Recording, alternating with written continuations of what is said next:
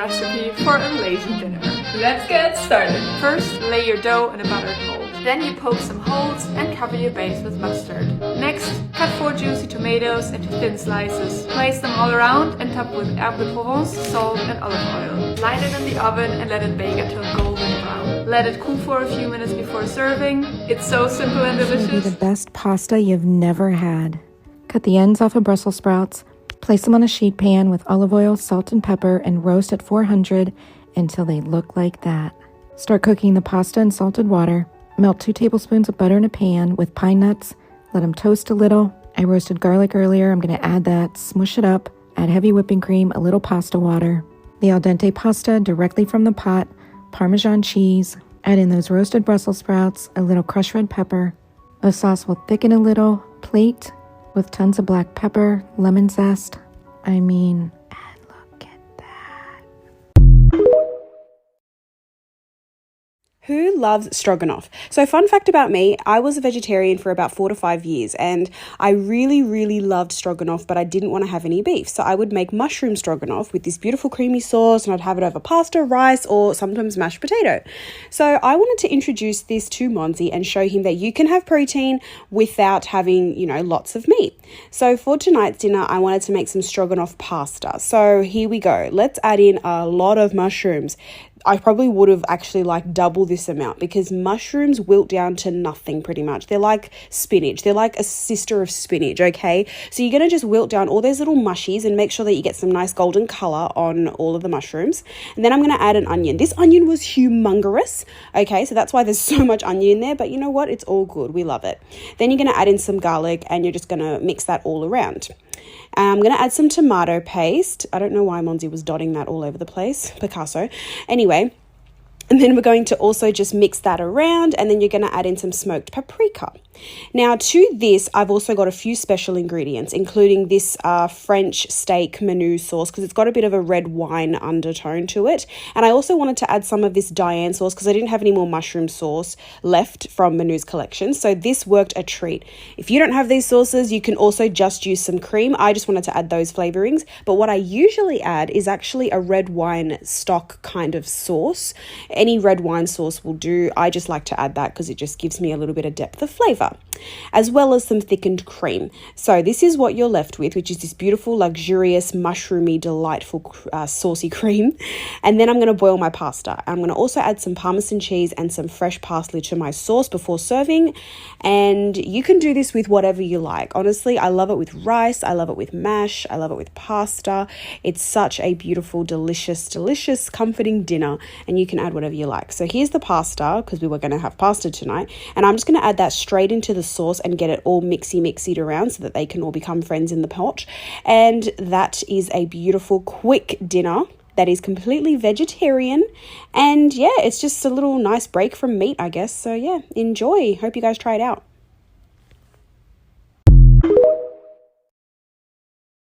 You don't want to miss this one. Let's make them. All you gotta do is wash those potatoes, then slice them in half, just like this. Then season with paprika, salt, and curry powder. It makes all the difference. Drizzle over olive oil and put those hands to use. Then slide in the oven. In the meantime, let's prepare a quick dip with Greek yogurt, garlic, pepper, salt, and greens. Now look at these beauties.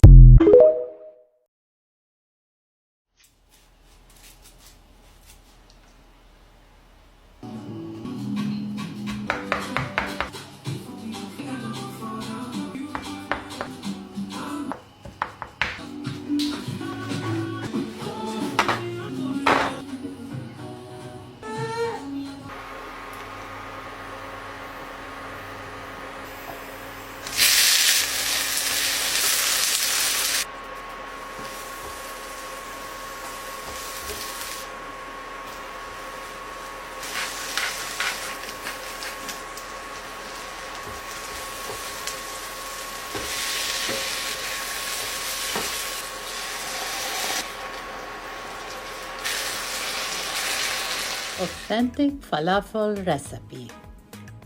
Pause for the ingredients. All you need: fava beans and chickpeas, Soak them in the water and keep changing the water at least once per day. This is the final wash, and we are ready to put them in the sieve to drain the water. We are doing the same thing for the fava beans. Before blending, make sure you have your spices ready. The chickpeas is a little bit dry, no water, and fava beans the same, and all the ingredients. This is the important step. You need 2 cups of chickpeas and half cup of fava beans, bunch of parsley, cilantro, half onion, 4 cloves of garlic, and 1 tablespoon of the spices. Keep pulsing. You want the mixture to be finely ground, but not puree.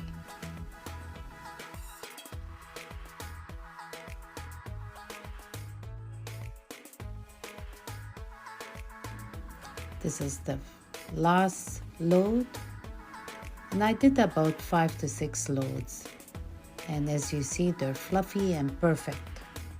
Whenever I do falafel, I tend to do more than 1 meal because of the soaking period. And whatever left in the bowl is gonna be our dinner, and the rest is gonna go to the freezer. You only put the rest of the ingredient when you're ready to fry the falafel. What I'm adding right now is the flour, sesame, baking powder, and salt. I don't have fancy machine to fry the falafel. I use the spoon to guide me for shape and size.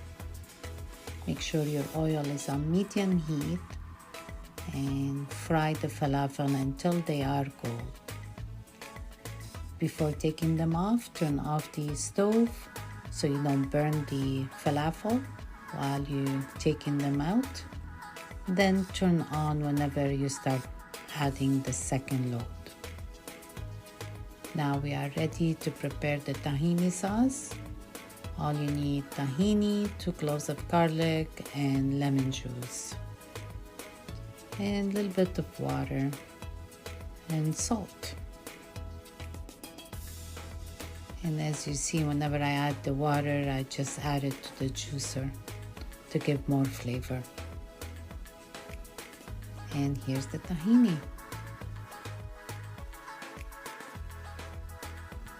We eat the falafel as a sandwich, and you can top it with any vegetable that you like with the tahini sauce. I hope you will try this recipe and enjoy it as much as my family. Bon appetit!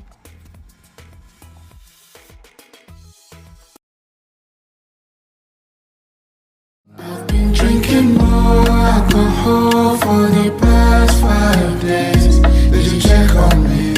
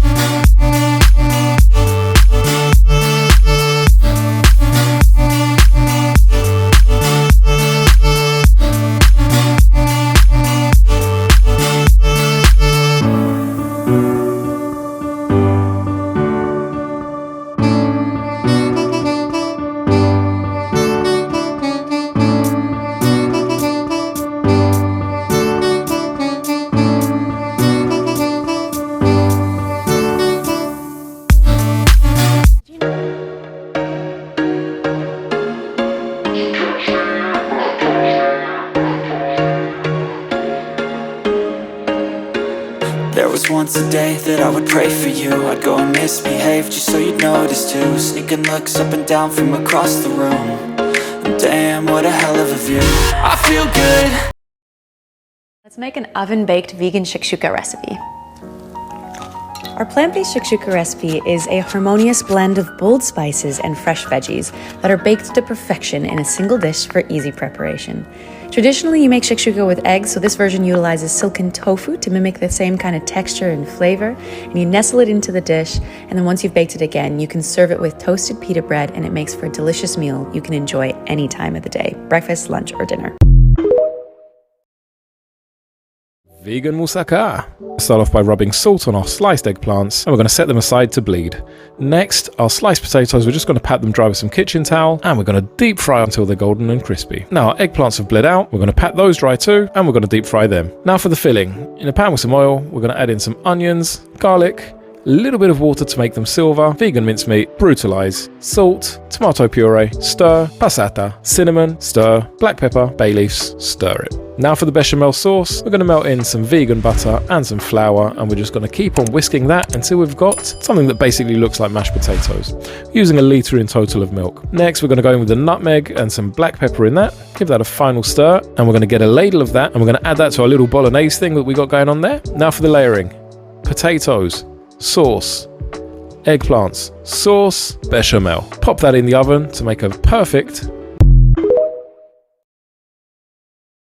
Like Booski skirt booty dub. We just good vibes, don't need much. When I pop out, show me love. When I pop out, show me love. It's like Booski skirt booty dub. We just good vibes, don't need much. When I pop out, show me love. There's just something about a good quesadilla, especially when you can make it without meat. So we're making black bean quesadillas. Let's get into it. In a pot with some oil, we're going to add in diced onion, season with a pinch of salt, and cook for about 2 to 3 minutes. Then we're going to add in some minced garlic and cook for another minute. Next, add in tomato paste, adobo sauce, and some spices, then mix well.